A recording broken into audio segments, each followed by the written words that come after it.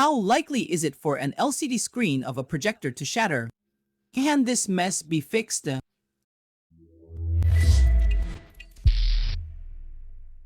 It's one thing for a projector's polarizing glass to darken, but a broken LCD screen?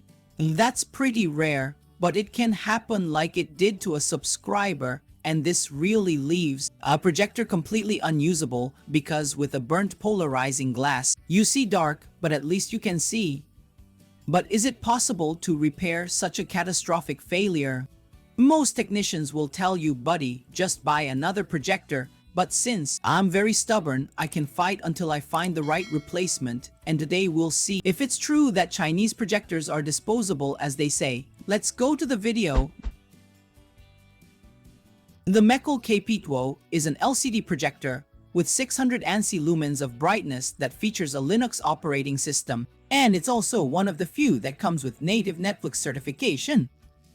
I've reviewed it before, and it's one of my favorite cost-benefit projectors, even above the Wombat Simax. The problem is that a subscriber gave me this KP2 with a horrible fault, as when turned on it only projected a web of lines. In these images, you can't see much because this projector barely generates light, you only see lines and cracks. But when you turn off the light and zoom in, you can better see the mess inside. What you see here is clearly the internal LCD screen of the projector shattered, and it's clear evidence of a strong hit. Although I don't understand how it happened, because no matter how much I searched, the projector has no external hits or physical impact marks. I mean, on the outside, it looks like new, so I assume it fell with the cardboard box and that took the direct hit. If I record with my phone, you can see the damage on the LCD display better, and how it's cracked and shattered multiple times from the bottom. And in this condition, this KP2 is completely useless. So this is another great chance to learn a bit more about how to fix a projector. But first, let me tell you that Guns Go is back and totally revamped. I've been with them for almost 5 years, and I highly recommend them because they are the best platform where you can find profiles much cheaper. Whether it's office profiles, music, anime, English, or your favorite video streaming platforms. Now they also have profiles for the new ChatGPT Plus at less than half the price of the official site, and they've given me a discount coupon called HAVOX for you to use on all your purchases. Scan this QR code or go to the link in the description and try it out. You have nothing to lose because Guns Go has been around for 5 years and they've been great all this time. I've taken apart this projector before when I reviewed it back then. And it's not that hard because it's just 2 side panels. But first, you have to remove the right panel because the left panel has screws. After that, you have access to almost the entire projector. Then to remove the main block, you have to take out the 4 screws from the base. And after that, you have to wiggle and maneuver the projector to get it out. Until finally, I have the projector block out of its case.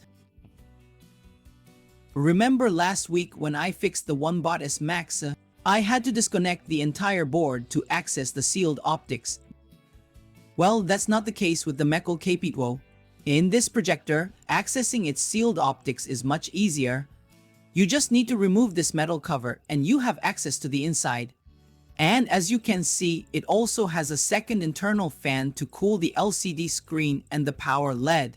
And right here is the cartridge that holds the LCD display, which can be easily removed by just pulling it up.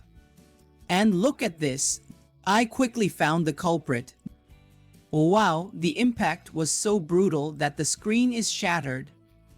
Well, we'll have to take it out completely to inspect it better. And this is another advantage of the simplicity of repairing the Meckel KP2.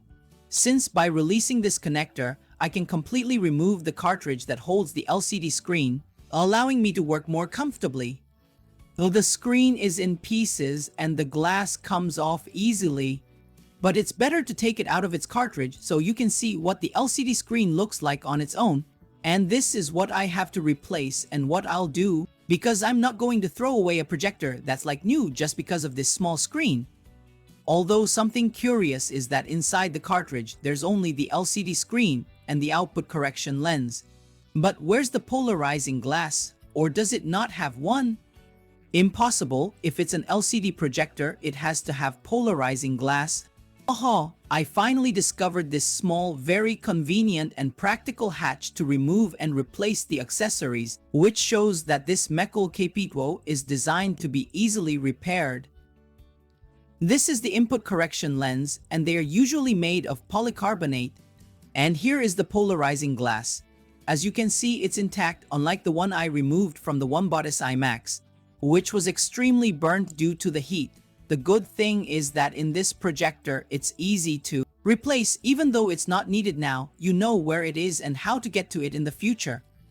Hey, if you're finding value in this video and learning something new, please give me a like and subscribe.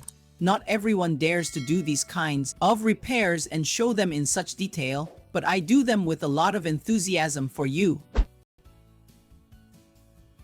The new LCD screen finally arrived, and I really liked how well it was packaged. It took me several hours of searching, but I managed to find the exact model of this screen. It cost me $46, which seemed reasonable considering this projector costs about $300 in my country, so the screen alone cost 15 of its price. Also, there's no problem handling it because it has protective plastic sheets on both sides to avoid fingerprints. It wasn't easy to find this LCD screen. I even had several days of conversation with the Chinese seller because every LCD display has very precise technical specifications that you need to consider when ordering.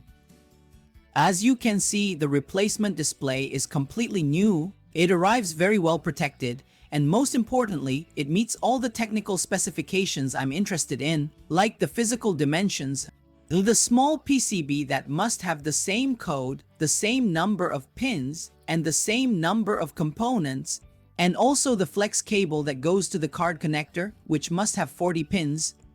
Well, I'm happy with the replacement screen, so I'll remove the plastic sheets to install it in its original cartridge, and after that, I'll have it ready to insert into the projector. But first, I'll give it a little internal cleaning because as you can see, there are some glass shards left from the previous broken screen. Now it's just a matter of inserting the cartridge in its place. And before connecting the new screen, I'll use some isopropyl alcohol to clean the flex cable contacts, because since I've been handling it with my fingers, it could oxidize in the future. After connecting the flex cable to its respective connector and attaching the adhesive tapes I recovered from the broken screen, I can now put the back cover on and completely close the sealed optics compartment of the Meckel Kapitwo projector. This isn't a common issue. In fact, I've never seen a broken LCD display in a projector before, and up until now I don't understand how this could have happened, but you know there's always a first time for everything. I'm sure if I had taken it to a technician, they would have easily told me, just buy another one buddy, this one's done for. And I highly doubt they would have taken on the not-so-easy task of finding an identical LCD display and then figuring out how to replace it. That's why for 99 of people, this projector would have gone straight to the trash, but not for me. Also, I was motivated to repair it because this projector has native certified Netflix integration, and in its other components and from the outside, it looks practically new. I would have felt really bad having to throw it away just because of a broken screen. But it's not time to celebrate yet because I don't even know if this repair will work. So it's time to test it and see what happens. It's time to test this Meckel Kapitwo and see if this LCD screen is truly compatible with this projector. So after turning it on, awesome, this screen is indeed the real replacement and is perfectly compatible with this projector. As you can see, it works perfectly fine. It's very smooth and the quality is really good, even though I have it at 140 inches. But let's test it with higher quality images to see how this new LCD screen performs. It looks really good, right? Honestly, I didn't think this repair would work so well, but luckily it did, and now its owner has no excuses not to use it. I bet they've missed it a lot. Sure, the $46 cost for the LCD screen isn't exactly cheap, but it's way better than letting this nice $300 projector go to waste. The problem is that there aren't many projector technicians, but I hope these videos help the community in some way. Alright buddy, another successful repair. Last week it was the Wombat Saw Max and now it's the Meckel KP2. This just shows that many projectors can indeed be repaired, and according to my research, I keep seeing more projector parts and accessories on the market, which shows how the home projector industry is growing. And that's exactly why everyone wants to have one at home, and very soon you'll be able to buy some cool models at Javi's store. This wasn't a normal or inherent projector failure. This was a negligent or user error, and it tested my ability to meticulously find a replacement, but luckily I found it to show you that if you search well, you can find anything. So don't listen to those people who say Chinese projectors are disposable. Haha, I just laugh at their naivety.